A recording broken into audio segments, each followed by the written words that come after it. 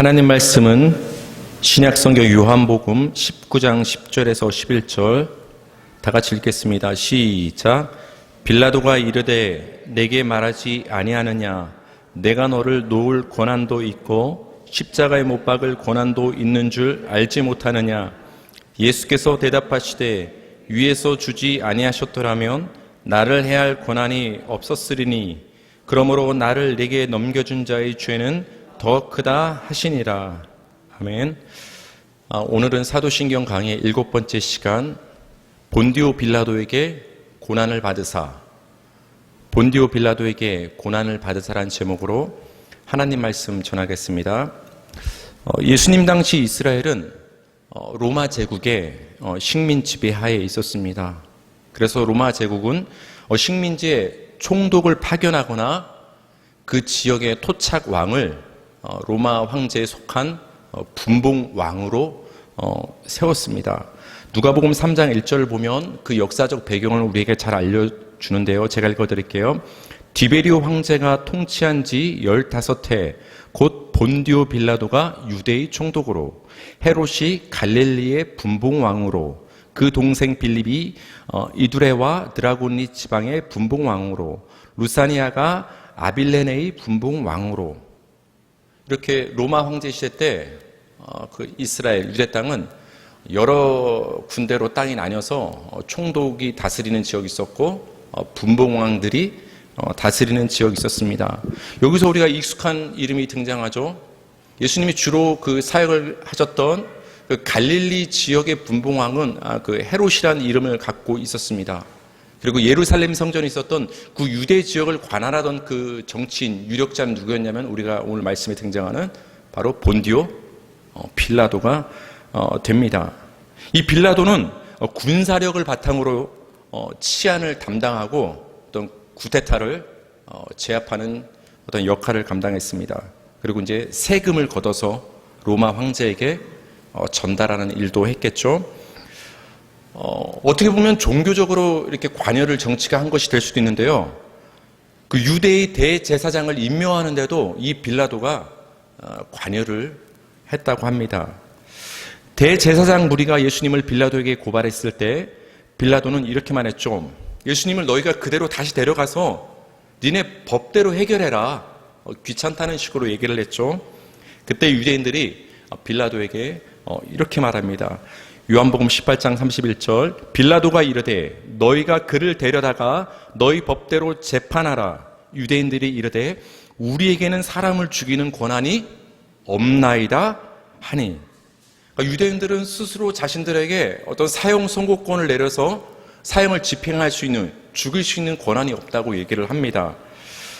예수님을 신문하는 과정에서 빌라도가 또 이렇게 얘기하죠. 요한복음 19장 10절 빌라도가 이르되 내게 말하지 아니하느냐 내가 너를 놓을 권한도 있고 십자가에 못 박을 권한도 있는 줄 알지 못하느냐.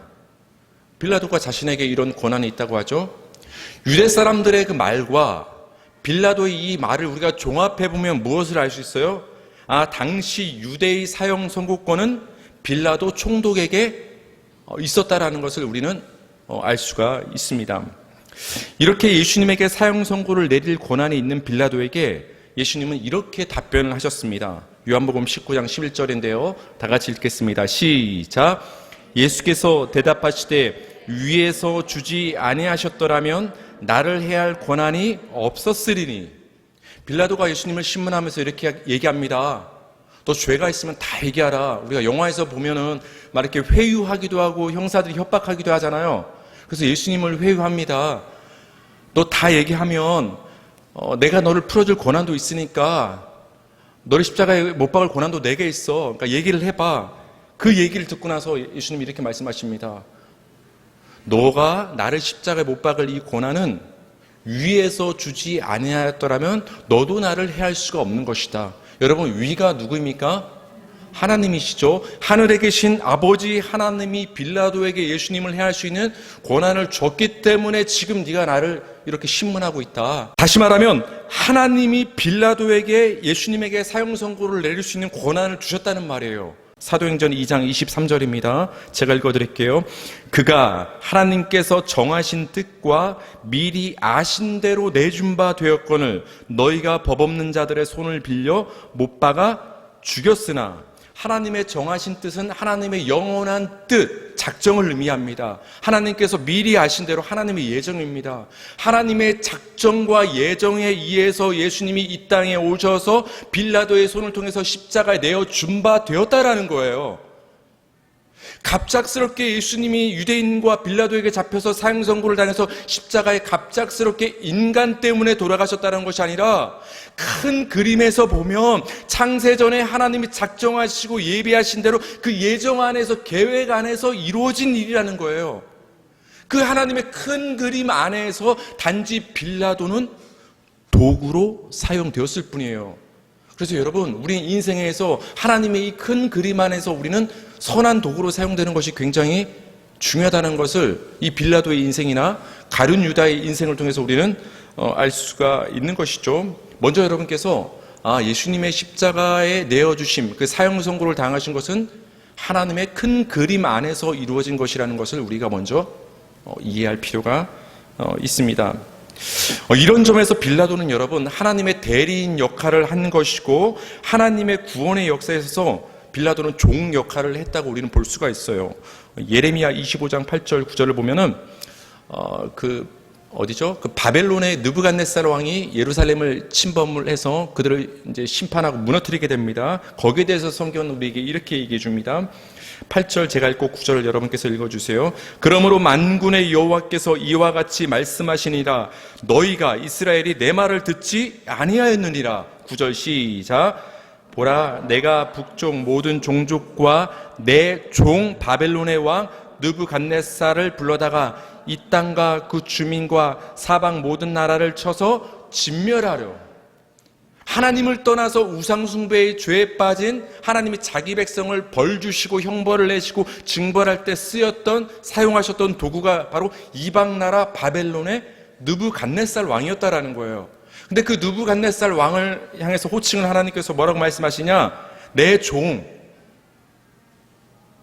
그러니까 하나님의 대리인 역할을 했다라는 거예요. 이런 차원에서 빌라도의 예수님을 향한 그 고난과 사형 선고를 우리는 이해할 필요가 있다라는 것입니다. 여러분, 사형 선고를 내리려면 합당한 선고 이유가 있어야 되는 것이죠. 무고죄는 안 됩니다. 유대인들이 예수님을 고소한 근본적인 이유가 무엇이었죠? 뭐 때문에 그들이 그렇게 예수님을 죽이려 했죠? 정치적으로는 예수님의 그 인기가 굉장히 시기하는 마음이 들었었겠죠? 신성 모독죄를 걸고 넘어졌어요. 저 예수가 자신을 하나님이라 스스로 얘기하고 하나님의 아들이라 얘기하는구나. 참 참남하다. 그 유대의 그 율법상, 그들의 어떤 종교적인 신념상 예수님이 스스로 하나님의 아들이라고 하는 것을 받아들일 수가 없었던 거예요. 그래서 그걸로 그 예수님을 죽이려고 해서 고소를 했으나 그 로마법상이라든지 그 빌라도 로마인의 정서상으로 그걸로는 예수님을 죽이기엔 조금 애매한 거예요. 그래서 그들이 조금 방향을 비틀어서 다른 고소의 이유를 갖다 댑니다. 요한복음 19장 12절 다 같이 읽겠습니다. 시작. 이러므로 빌라도가 예수를 놓으려고 힘썼으나 유대인들이 소리질러 이르되 이 사람을 놓으면 가이사의 충신이 아니니이다. 무릇 자기를 왕이라 하는 자는 가이사를 반역하는 것이니이다. 여러분, 예수님은 이 세상에 우리의 왕으로 오신 줄 믿으시기 바랍니다. 근데 우리의 왕, 하나님 나라의 왕, 나의 왕으로 오신 예수님을 이 세상은 오해를 한 거예요. 이 세상 나라의 왕으로 오신 줄 오해한 거예요. 저 예수의 말대로 예수님이 자기가 정말 왕으로 오셨다면 우리의 이 권력의 자리를 빼앗기겠구나. 당시 세상을 지배하던 이 로마 황제의 자리도 반역해서 구테타를 일으켜서 밀란을 일으켜서 빼앗을 수 있겠구나.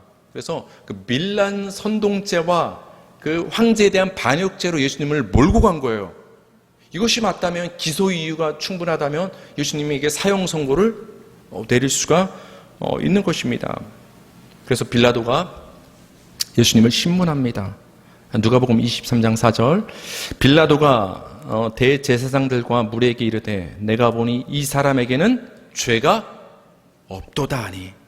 두 번째 말합니다. 누가복음 23장 14절. 보라, 내가 너희 앞에서 신문하였을 때 너희가 고발하는 일에 대하여 이 사람에게서 죄를 찾지 못하였고. 한 번은 이 사람에게 죄가 없도다. 내가 신문에 봤는데 이 사람에게서 죄를 찾지 못했다. 우리말로는 번역이 좀 다르게 됐지만 같은 말이 두 번 반복돼서 사용되고 있습니다. 여기서 죄로 번역된 단어는 하이티오스, 이런 단어가 사용되고 있는데, 이거는 뭐냐? 선고와 형벌을 내릴 근거. 검사가 어떤 용의자를 법정에 고소하고 기소할 때 그 증거가 있어야 되지 않습니까? 근데 빌라도가 예수님을 신문에 보니까 예수님을 기소한 유대인들의 그 기소 이유가 불충분하다는 거예요. 그런 의미에서 죄가 없다라는 거예요. 단지 여기서 말하는 죄는 어떤 윤리도덕적인 죄, 우리가 보통 알고 있는 그런 죄의 의미가 아니라 기소 이유가 불충분하다. 다시 말하면 예수님을 십자가에 못 박을 근거가 없다를 지금 정확히 성경은 이 빌라도의 입을 통해서 얘기하고 있는 거예요. 누가복음 23장 22절 다 같이 읽겠습니다. 시작. 빌라도가 세 번째 말하되 이 사람이 무슨 악한 일을 하였느냐? 나는 그에게서 죽일 죄를 찾지 못하였나니 때려서 놓으리라 하니. 빌라도가 세 번째 말했다. 성경은 왜 이 말을 기록하고 있을까요? 예수님은 정말로 죄가 없으신 분이시다. 이 사실을 빌라도의 입을 통해서 지금 우리에게 선포하고 있는 거예요. 빌라도는 그 역할을 충실히 총독으로서 단지 신문했을 뿐인데, 모든 것을 섭리하시는 그 하나님께서 대리인된 빌라도를 통해서 모든 사람 가운데 내 아들 예수 그리스도는 아무런 죄가 없다. 너희는 내 아들을 십자가에 못 박으려 하고 있지만 내 아들을 십자가에 못 박아 죽일 만한 그런 근거가 하나도 없다라고 하나님은 예수의 무죄를 지금 하나님의 법정에서 선포를 하고 있는 거예요. 빌라도의 입술을 통해서. 그렇다면 하나님은 빌라도를 통해서 예수님의 무죄를 선언을 하셨는데, 왜 빌라도를 통해서 무죄를 선언하시고 나선도 십자가 사형 선고를 앞뒤가 맞지 않게 내리셨을까? 앞뒤가 안 맞잖아요. 빌라도 인간의 입장에 봐서도 내가 세 번째 말하되 이 사람에게는 죽일 죄를 근거를 찾지 못하겠다. 그럼 풀어줘야죠. 우리가 영적인 측면 큰 그림에서 봤을 때 하나님이 빌라도의 입을 통해서 그 아들 예수의 무죄를 세 번이나 선포를 하셨다면 하나님이 막으셨어야 되는 거 아니에요? 그래야 하나님의 공의에 맞는 거예요. 죄는 심판하시고 죄가 없는 것 심판하지 아니하시는 게 이게 하나님의 공의란 말이에요. 근데 하나님이 빌라도를 통해서 세 번이나 예수님의 무죄를 선포하시고 나서도 예수님을 십자가에 못 박히게 내버려 두셨단 말이에요. 뭔가 앞뒤가 맞지 않는 일이 지금 벌어진단 말이에요. 오늘 그걸 우리가 한번 살펴보자라는 거예요. 왜 그런가? 사도행전 5장 30절입니다. 사도행전 5장 30절 시작. 너희가 나무에 달아 죽인 예수를 우리 조상의 하나님이 살리시고. 여기 베드로와 사도들이 예수님의 십자가를 어떤 단어를 통해서 표현을 하고 있느냐? 너희가 나무에 달아 죽인 예수. 여러분, 유대인들을 향해서 베드로가 이 설교를 했을 때는 이 단어를 의도적으로 사용했다고 봐야 되는 거예요. 십자가에 못 박아 죽인 예수라는 표현도 좋은데, 그 표현도 물론 많이 나오지만 성경에 일부러 유대인들 앞에서 베드로는 어떻게 얘기를 하느냐? 너희가 나무에 달아 죽인 예수. 이 얘기를 유대인들이 들었을 때 굉장히 깜짝 놀랐을 거예요. 어떤 마음에 찔림이 있었을 거예요. 왜 찔림이 있냐? 율법에 이런 얘기가 나오거든요. 율법에 신명기 21장 22절입니다. 제가 읽어드릴게요. 사람이 만일 죽을 죄를 범함으로 네가 그를 죽여 나무 위에 달거든. 23절 그 시체를 나무 위에 밤새도록 두지 말고 그날의 장사여 네 하나님 여호와께서 네게 기업으로 주시는 땅을 더럽히지 말라. 나무에 달린 자는 하나님께 저주를 받았음이니라. 이게 구약의 율법이란 말이에요. 신명기 율법에 나오는 이것을 지금 베드로가 사용해서 예수님의 십자가에 적용을 시키고 있는 거예요. 너희가 십자가에 못 박이신 그 예수는 너희가 나무에 매단 거나 마찬가지다. 근데 너희가 잘 알고 있는 것처럼 구약 성경에서 뭐라고 말하고 있느냐? 나무에 매달린 자는 하나님의 저주를 받았다는 의미가 있다. 고로 예수님이 십자가에 매달리셨다는 것은 뭐를 받았다는 거예요? 하나님의 저주를 받았다는 의미가 있는 것입니다. 여러분, 예수님은 하나님의 저주를 받아서 십자가에 매달려 돌아가신 걸 믿으시기 바랍니다. 하나님의 저주의 자리가 십자가인 거예요. 그런데 나는 그에게서 죽일 죄를 찾지 못했다는 빌라도의 말대로 예수님은 하나님의 저주를 받을 이유가 사실은 없는 분이에요. 근데 베드로와 사도들은 이렇게 말해요. 저주와 상관 있는 나무란 단어를 지금 사용하고 있어요. 예수님이 저주 받았다고 사도들은 자기들의 입으로 얘기하고 있어요. 근데 정말 예수님이 하나님의 저주를 받을 만한 일을 하셨을까요? 그렇지 않다란 말이에요.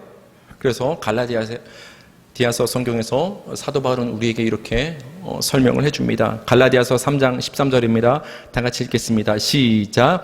그리스도께서 우리를 위하여 저주를 받은 바 되사 율법의 저주에서 우리를 속량하셨으니 기록된 바 나무에 달린 자마다 저주 아래 있는 자라 하였습니다.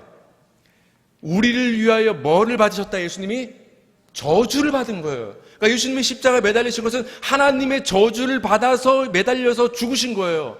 근데 그 예수님이 받으신 저주는 왜 받았냐? 우리를 위하여. 성경에서 우리를 위하여 이 말은 뭘로 바꾸면 정확하냐? 나를 대신해서, 우리를 대신해서란 말이에요. 무슨 말이에요? 사실은 여러분이 나무 십자가에 매달려서 하나님의 저주를 받아 죽어야 될 사람은 여러분이라는 거예요. 우리라는 거예요. 사실은 십자가에 매달려서 부끄러움과 수치를 당하고 하나님의 분노가 쏟아지고 하나님의 저주를 받아서 마땅히 죽어 마땅한 사형 선고를 받아 마땅한 그 죄는 우리 인간이라는 거예요. 근데 저와 여러분을 예수님이 대신해서 사형 선고를 받으시고 십자가에서 대신 하나님의 저주를 받으셨다라는 거예요. 그게 십자가에 담긴 의미가 되는 것입니다. 그래서 여러분, 예수님이 빌라도에게 사형 선고를 받으시고 십자가에 못 박혀 죽으실 때 등장하는 인물이 있어요. 어떤 인물이 같이 동시간적으로 등장을 하죠? 마가복음 15장 15절입니다. 읽겠습니다. 시작. 빌라도가 무리에게 만족을 주고자 하여 바라바는 놓아주고 예수는 채찍질하고 십자가에 못 박히게 넘겨주니라. 바라바는 사형수였어요. 하나님의 저주를 받아 십자가에 매달려 지금 죽기를 대기하고 있던 자예요. 근데 죄 있는 바라바는 노임을 받아서 풀려나고 죄 없는 예수님이 누구 대신? 바라바 대신 지금 매달린 일이 지금 성경에 기록되어 있는 거예요. 여러분, 그렇다면 성경에 이 바라바라는 인물의 이름을 왜 기록한 거예요? 이 사건을? 이름도 바라바예요. 이 바라바가 너희들이다. 내가 바라바다. 우리가 바라바라는 거예요. 우리가 하나님의 사형 선고를 받고서 십자가에 매달릴 상태에 놓인 죄인인데 그런 우리는 대신 풀려나고 예수님이 대신 십자가에 못 박히게 되었다라는 것을 바라바가 풀려나고 예수님이 못 박히는 그 모습을 통해서 우리에게 하나님은 말씀을 해주고 있는 것입니다. 사랑하는 성도님들, 본디오 빌라도에게 고난을 받으사 십자가에 못 박혀 죽으시고 하나님이 빌라도를 통해서 예수님에게 사형 선고를 내리셔서 예수님이 십자가에 못 박혀 죽으셨다는 의미가 있는 거예요. 빌라도에게 고난을 받으사 이것은 빌라도 참 나쁜 놈이구나, 나는 빌라도처럼 되지 않아야지, 이거 읽고 이런 생각 들면 안 돼요. 하나님이 예수님에게 사형 선고를 내리셨구나를 보셔야 되는 거예요. 뭐 때문에? 여러분의 죄 때문에. 내가 받아야 될 사형 선고를 나를 대신해서 하나님이 그 사랑하는 아들에게 직접 친히 사형 선고를 내리셨구나. 그 의미가 빌라도에게 고난을 받으사란 그 신앙 고백에 담겨있는 의미가 되는 거예요. 그래서 이 신앙 고백에는 우리를 향한 하나님의 사랑과 복음이 담겨있는 거예요. 하나님의 저주를 받아서 마땅히 죽어 마땅한 우리를 살리시기 위해서, 여러분을 하나님이 살리시기 위해서 죄 없으신 예수님을 사형 선고를 내리시고 십자가에 매달은 그 사건을 지금 우리에게 이 고백을 통해서 말씀해 주시는 것입니다. 고린도전서 1장 23절. 그래서 바울은 이렇게 얘기합니다. 우리는 십자가에 못 박힌 그리스도를 전하니 유대인들에게는 거리끼는 것이요 이방인에게는 미련한 것이로되.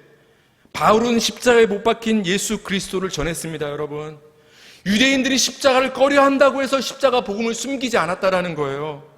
이방인들, 헬라인들, 철학을 공부하는 그 유식한 사람들이 야, 십자가는 참 미련해 보인다, 굳이 저렇게 할 필요가 있는가, 그들이 미련하게 생각하는 십자가의 복음을 세상이 미련하게 생각한다고 해서 그 십자가 복음을 바울 사도는 뒤로 숨기지 않았다라는 거예요. 예수 십자가의 복음만을 바울 사도는 한평생 전했다라는 거예요. 고린도전서 2장 2절 다 같이 마지막으로 시작. 내가 너희 중에서 예수 그리스도와 그가 십자가에 못 박히신 것 외에는 아무것도 알지 아니하기로 작정하였습니다. 바울은 작정했어요. 그 지식이 많은 사람이 작정했어요. 예수의 십자가 복음의 지식이야말로 가장 고상한 지식이다. 나는 이 예수의 십자가 지식을 아는 것 외에는 알지 않기로 작정하겠노라. 이것만 전하겠다라는 거예요. 이것만 세상에 알리겠다라는 거예요. 근데 여러분 한번 돌이켜보세요. 오늘날 교회는 어떻습니까? 아니, 우리 모습은 어떠냐를 이 코로나 상황을 통해서 한번 돌아봤으면 좋겠어요. 세상과 타협하고 세상에 지적이고 세련되게 보이고 싶어서, 세상의 손가락질을 받고 싶지 않아서, 사람들의 귀를 즐겁게 해주시기 위해서, 하나님을 기쁘게 하시기보다 그들을 기쁘게 하기 위해서 십자가 복음을 우리는 뒤로 하고 있지는 않느냐는 거예요. 세상의 처세술과 심리학 강연과 다를 바 없는 얘기들을 우리가 교회에서 하고 있지 않느냐는 거예요. 성경 구절로 포장해서 윤리 도덕을 얘기하는 교회로 우리가 전락하고 있지 않느냐는 거예요. 과연 정말로 우리가 죽어 마땅한 사형 선고를 받아야 되는 그 죄인임을 선포하고 있느냐는 거예요. 그런 우리를 통해서 죄 없으신 예수님께서 십자가에서 피 흘려 돌아가셨다라는 그 십자가의 복음만을 우리가 붙잡고 전하고 있느냐는 거예요. 빌라도에게 고난을 받으사 십자가에 못 박혀 죽으시고, 사랑하는 성도님들, 이 신앙 고백에 담긴 예수 그리스도의 십자가 복음만을 붙잡으시기 바랍니다. 이 십자가 복음만을 전하는 우리 극일교회와 우리 사랑하는 한국교회가 되기를 주님의 이름으로 축원합니다.